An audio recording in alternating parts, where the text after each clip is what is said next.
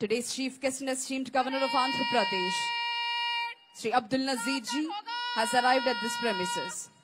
ఈనాటి కార్యక్రమ ముఖ్య అతిథి గౌరవనీయులైన ఆంధ్రప్రదేశ్ రాష్ట్ర గవర్నర్ శ్రీ అబ్దుల్ నజీర్ గారు ఈ ప్రాంగణంలోకి విచ్చేశారు.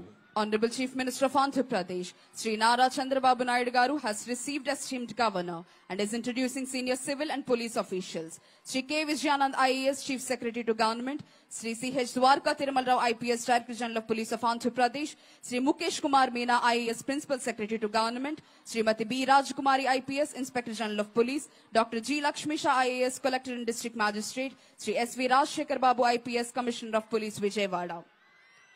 Honorable Governor is requested to unfurl the national flag. All the spectators are requested to stand and officers in uniform to salute. Flag assistant is J. Srinivas Rao, Reserve Inspector.